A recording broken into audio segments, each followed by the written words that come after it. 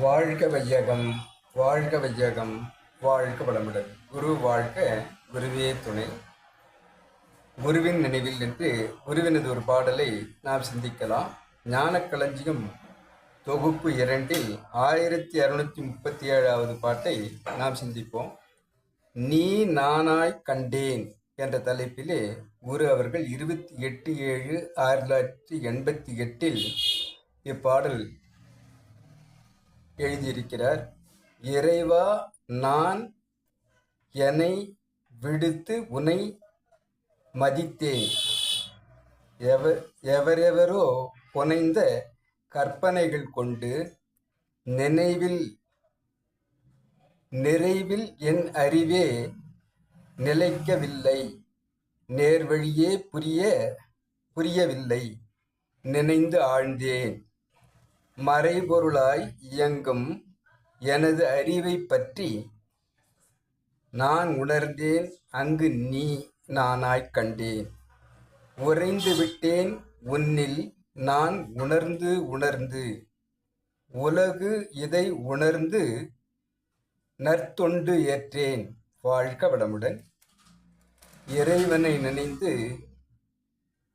நான் வேறு இறைவன் வேறு என்பதாக இருந்த என்னை மறந்து உனையே நினைந்தேன் என்று கூறி புனைந்தேன் கற்பனைகள்.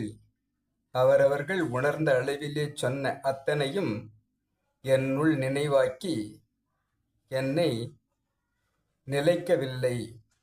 எந்த கற்பனையும் யார் கூறியதும் எனக்கு நினைவில் நிற்கவில்லை.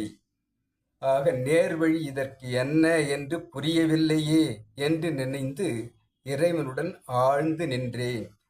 அவ்வாறு நிற்கும்போது மறைபொருள் இயக்கமும் எனது அறிவும் இரண்டும் பற்றி கொண்டது.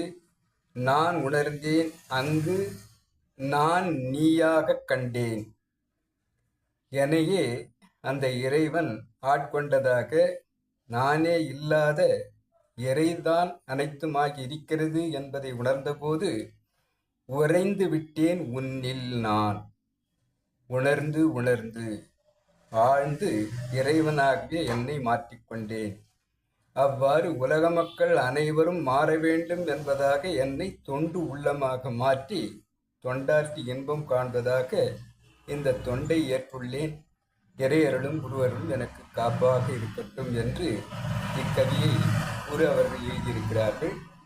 இக்கவியை நாம் சிந்திக்கலாம். இக்கவியை என்னுள் மலர்த்திய இறைநிலைக்கும் குருநிலைக்கும் இதுகாரம் செய்மெடுத்த அனைத்து அன்புள்ளங்களுக்கும் வாழ்க வளமுடன் என்று நன்றி பாராட்டி நிறைவு செய்கிறேன். வாழ்க வளமுடன்.